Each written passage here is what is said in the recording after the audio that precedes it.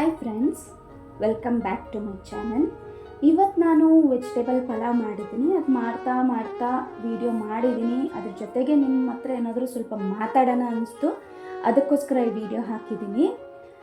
So ಮಳೆ ಅಂದಿದ ತಕ್ಷಣ ಮನಸ್ಸೆಲ್ಲ ಒಂಥರ ಹಗುರ ಆಗುತ್ತೆ. ಬಿಕಾಸ್ ಬೇಸಿಗೆಗಾಲ ಆಗಿದ ತಕ್ಷಣ ಮಳೆಗಾಲನೇ ಅಲ್ವಾ. ಆ ಒಂದು ಬಿಸಿ ತಾಪಮಾನನ ಕಮ್ಮಿ ಮಾಡೋದಕ್ಕೆ ಬರುವಂಥ ಈ ಮಳೆ ನಮ್ಮ ಮನಸ್ಸಲ್ಲಿರುವಂಥ ಭಾರನೂ ಕಮ್ಮಿ ಮಾಡುತ್ತೆ. ಆ ಮಳೆ ನೋಡ್ತಾ ಇದ್ದರೆ ಏನೋ ಒಂಥರ ಉಲ್ಲಾಸ, ಏನೋ ಒಂಥರ ಆನಂದ, ಬಿಸಿ ಬಿಸಿಯಾಗಿ ಏನಾದರೂ ತಿನ್ನಬೇಕು ಅನಿಸುತ್ತೆ. ಆ ಮಣ್ಣಿನ ಸ್ಮೆಲ್ಲು ಎಲ್ಲ ಒಂಥರ ಮಿಕ್ಸ್ಡ್ ಫೀಲಿಂಗ್ ಕೊಡುತ್ತೆ. ಆದರೆ ಅತಿಯಾದರೆ ಅಮೃತನೂ ವಿಷ ಅಂತ ಹೇಳ್ತಾರಲ್ವಾ, ಅದಕ್ಕೆ ಬೆಸ್ಟ್ ಎಕ್ಸಾಂಪಲ್ ಅಂದರೆ ಈಗ ನಡೀತಿರುವಂಥ ಸಿಚುವೇಶನ್. ಸೊ ಆ ಸಿಚುಯೇಷನ್ನ ಹ್ಯಾಂಡಲ್ ಮಾಡೋದು ತುಂಬಾ ಕಷ್ಟ.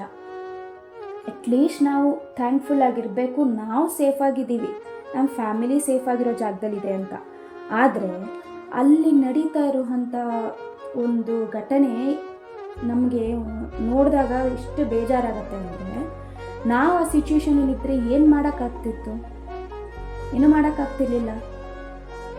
ಆ ಜನರು, ಅವರ ಮಕ್ಕಳು, ಅವ್ರ ಹೆಂಡತಿ, ಅವ್ರ ಹಸ್ಬೆಂಡು, ಫ್ಯಾಮಿಲಿ ಮೆಂಬರ್ಸ್ ಎಷ್ಟು ಜನನ ಕಳ್ಕೊತಾ ಇದ್ದಾರೆ. ಅವ್ರಿಗೆ ಏನು ಆಗ್ತಿದೆ ಅಂತ ಗೊತ್ತಾಗೋಕ್ಕೆ ಮುಂಚೆನೇ ಎಲ್ಲ ನಡೆದೋಗ್ತಿದೆ.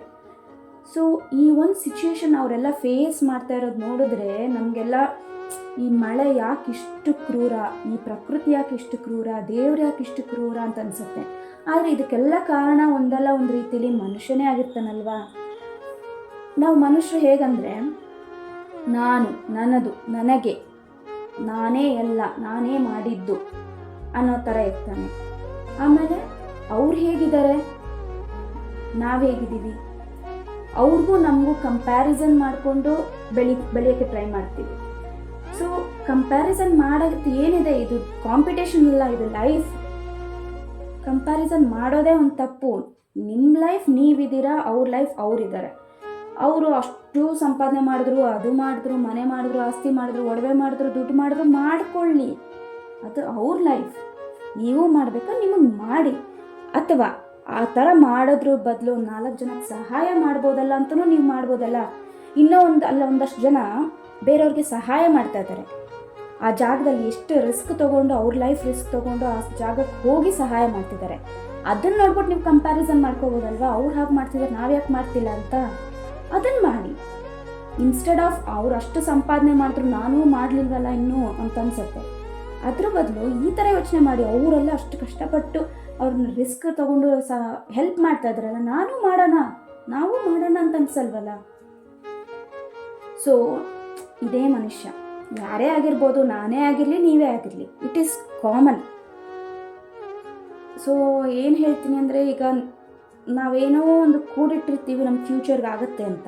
ಬಟ್ ಈ ಥರ ಒಂದು ಸಿಚುವೇಶನ್ ಬಂತು ಅಂದರೆ ಆ ಕೂಡಿಟ್ಟಿರೋದನ್ನೇ ನಾವು ಕಾಪಾಡೋಕ್ಕಾಗಲ್ಲ. ಆ ಕೂಡಿಟ್ಟಿರುವಂತಹದ್ದು ಕೂಡ ನಮ್ಮನ್ನು ಕಾಪಾಡೋಕ್ಕೆ ಬರಲ್ಲ. ಬಿಕಾಸ್ ಎಲ್ಲ ಹೊಟ್ಟೋಗುತ್ತೆ. ನಿಮ್ಮ ಜೀವನ, ನಿಮ್ಮ ಲೈಫ್ ಮಾತ್ರ ನಿಮ್ಮ ಹತ್ರ ಇರುತ್ತೆ. ನಿಮ್ಮ ಫ್ಯಾಮಿಲಿ ಮೆಂಬರ್ಸು ಇಲ್ಲ ಅಂದರೆ ಆ ಕೂಡಿಟ್ಟಿರೋದು ಯಾರಿಗೋಸ್ಕರ? ಒಬ್ಬರೇ ಏನು ಮಾಡ್ತೀರಾ? ಇನ್ಸ್ಟೆಡ್ ಆಫ್ ಆ ಥರ ಸೇವ್ ಮಾಡೋದಕ್ಕೆ ನಿಮ್ಮ ಲೈಫ್ಗೆ ಏನು ಬೇಕೋ ಅದು ಇಟ್ಕೊಳ್ಳಿ. ಬಟ್ ಬೇರೆಯವ್ರ ಲೈಫಲ್ಲಿ ಅದು ಕೂಡ ಅಷ್ಟು ಕೂಡ ಇಲ್ಲ ಅಂತ ಹೇಳುವಾಗ ನಿಮ್ಮ ಲೈಫಿಂದ ಒಂದು ಸ್ವಲ್ಪ ಕೊಟ್ಟರೆ ಅವ್ರಿಗೂ ಒಂದು ಸಂತೋಷ ಆಗುತ್ತೆ, ನಿಮಗೂ ಒಂದು ಆನಂದ ಬರುತ್ತೆ. Like helping is everything. ಈ ಪ್ರಕೃತಿ ಯಾವಾಗ ಏನು ಮಾಡುತ್ತೆ ಅಂತ ಯಾರಿಗೂ ಗೊತ್ತಿಲ್ಲ. ಮೇ ಬಿ ನಾವೀಗ ಸೇಫ್ ಆಗಿರ್ಬೋದು, ಬಟ್ ಯಾವಾಗ ಏನಾಗುತ್ತೆ ನೆಕ್ಸ್ಟ್ ಸೆಕೆಂಡ್, ನೆಕ್ಸ್ಟ್ ಮಿನಿಟ್ ಯಾರಿಗೂ ಏನೂ ಗೊತ್ತಿಲ್ಲ. So leave the life. ಆ ಮೂಮೆಂಟ್ನ ಲೀವ್ ಮಾಡಿ, ಮತ್ತು ನಿಮ್ಮ ಕೈಲಾದಷ್ಟು ಸಹಾಯ ಬೇರೆಯವ್ರಿಗೆ ಮಾಡಿ. ನಮ್ಮ ಕೈಲಾದಷ್ಟು ನಾವು ಮಾಡೋಣ. ಬಿಕಾಸ್ ಅವ್ರ ಸಿಚುವೇಶನ್, ಮಗು, ಚಿಕ್ಕ ಮಗು, ಆ ಮಕ್ಕಳು ಏನು ಲೈಫ್ನೇ ನೋಡಿಲ್ಲ ಅಂಥ ಒಂದು ಸಿಚುವೇಶನಲ್ಲಿದ್ದಾರೆ ಅವರು.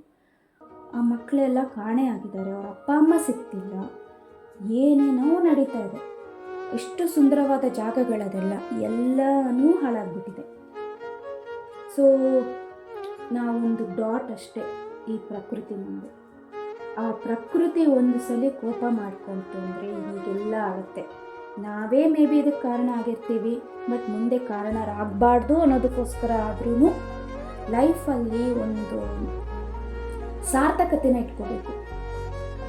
ಸೊ ಹಿಂದೆ ಹಿಂಗಾಗೋಯ್ತು ಅಂತ ಯೋಚನೆ ಮಾಡಿಕೊಂಡೇ ಕೊರಗಬಾರ್ದು, ಮುಂದೆ ಏನಾಗುತ್ತೋ ಅಂತಲೂ ಕೊರಗಬಾರ್ದು. ಈ ಟೈಮ್ ನಿಮ್ಮ ಕೈಯಲ್ಲಿದೆ, ಈಗೇನು ಮಾಡ್ಬೋದು ಅನ್ನೋದ್ರ ಬಗ್ಗೆ ಮಾತ್ರ ನಾವು ಯೋಚನೆ ಮಾಡಬೇಕು.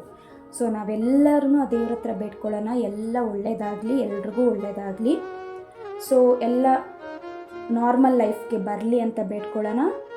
Thanks for watching and thanks for listening to my short story. Thank you.